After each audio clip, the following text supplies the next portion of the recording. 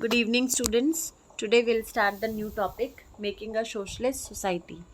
Last video में हमने देखा था कि सिविल वॉर के बाद बोल्शेविक का जो इन्फ्लुएंस था वो काफ़ी ज़्यादा सेटअप हो गया था और अब वो एक सोशलिस्ट सोसाइटी बनाने की क्या कर रहे हैं, बात कर रहे हैं। पावर में आने के बाद उन्होंने लोगों को बताया कि अब वो सोशलिस्ट सोसाइटी का क्रिएशन करना चाहते हैं।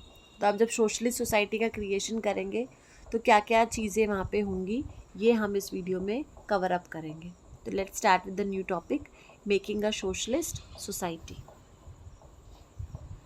During the Civil War, the Bolshevik kept industries and banks nationalized.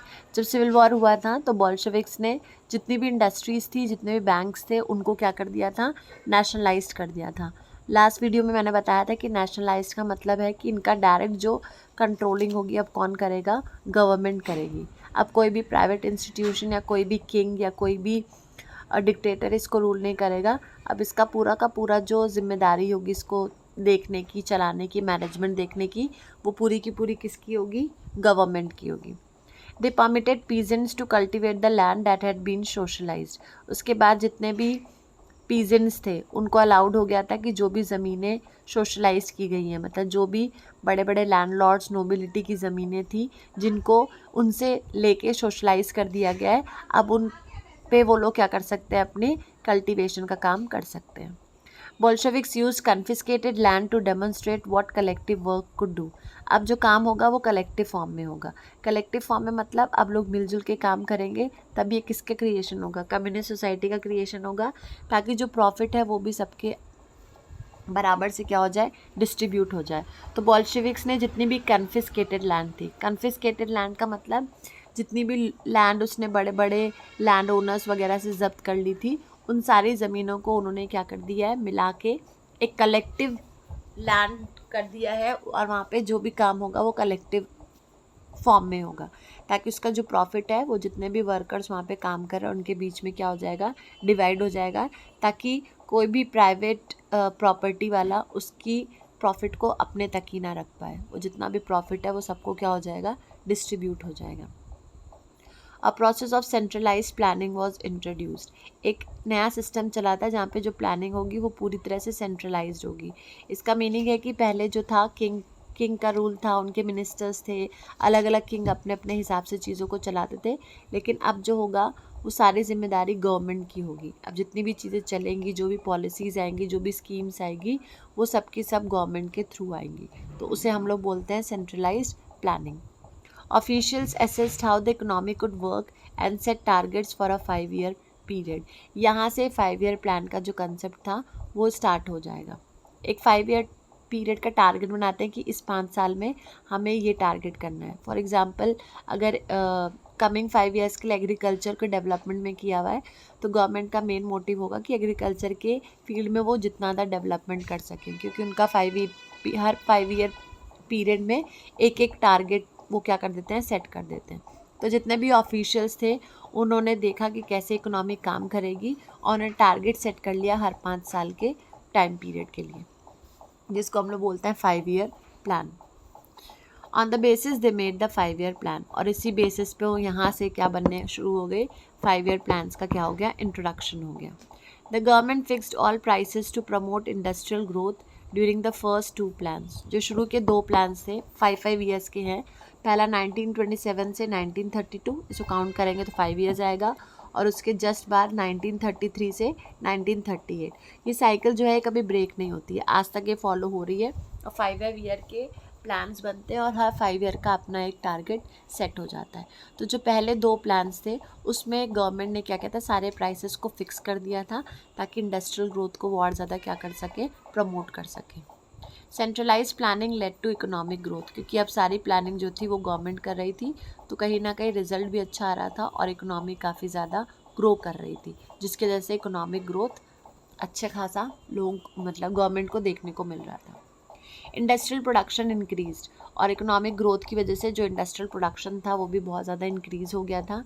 1929 और 1933 के टाइम पीरियड के बीच में ऑयल, कोल और स्टील का जो प्रोडक्शन था वो 100% बढ़ गया था, मतलब जस्ट डबल हो गया था. इनके साथ साथ बहुत सारी फैक्ट्री सिटीज़ थे वो भी क्या हो रही थी, सेटअप होने लग गई थी. मतलब एक तरह से ये एक पॉजिटिव इम्पैक्ट था कि जितने भी 5 ईयर प्लान्स थे, जितनी भी सेंट्रलाइज प्लानिंग थी, उसका जो रिजल्ट था वो बहुत ही पॉजिटिव जा रहा था। However rapid construction led to poor working condition, लेकिन इतनी जल्दी जल्दी जो कंस्ट्रक्शन का काम हो रहा था उसका एक नेगेटिव ये भी इम्पैक्ट था कि लोगों की जो वर्किंग कंडीशंस थी वो बहुत ज़्यादा क्या थी, ख़राब थी। इकोनॉमिक ग्रोथ हो रहा था, लेकिन जो वर्कर्स और जो वहाँ पे फैक्ट्री में जितने भी लोग काम करते हैं उनकी जो कंडीशंस थी वो बहुत ज़्यादा ख़राब थी। तो एक तरफ पॉजिटिव भी है और एक तरफ उसका नेगेटिव इम्पैक्ट भी है। In the city of Magnitogorsk, the construction of a steel plant was achieved in 3 years. मतलब एक स्टील प्लांट का कंस्ट्रक्शन हो रहा था, ये 3 साल में इन्होंने पूरा करा देते, क्योंकि इतना ज़्यादा लोगों पे बर्डन दे दिया था, इतना ज़्यादा लोगों से काम ले रहे थे कि एक सिटी थी मैग्नीटोगॉर्स्क, वहाँ पे स्टील प्लांट का कंस्ट्रक्शन जिसको बनने में काफ़ी टाइम लग जाता है वो उन्होंने 3 ईयर्स में अचीव कर लिया था। Workers lived hard lives and the result was 550 stoppages of work in the first year alone. Workers की सिचुएशन बहुत ज़्यादा ख़राब थी, उनकी सिचुएशन और ज़्यादा ख़राब हो रही थी। भले इकोनॉमिक बहुत अच्छे से ग्रो कर रही थी, प्रोडक्शन इंक्रीज़ हो रहा था, लेकिन पर्सनल लेवल पे जो वर्कर्स की जो एक लाइफ थी वो बहुत ज़्यादा ख़राब हो गई थी। और रिज़ल्ट ये था कि पहले ही साल में 550 स्टॉपेजेस हो गए थे काम में, मतलब काम में बहुत ज़्यादा रुकावट आ रही थी, और वो रुकावट इतनी ज़्यादा थी कि पहले ही साल में 550 टाइम जो था वो काम क्या हो गया था, रुक रुक के चल रहा था।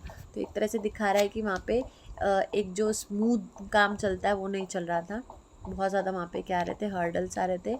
और वही उसमें एक डाटा के हिसाब से बताया गया है कि 550 टाइम्स क्या था, वर्क को रोका गया था, फिर स्टार्ट किया गया था। In living quarters in the winter time at 40 degrees below, people had to climb down from the 4th floor and dash across the street in order to go to the toilet.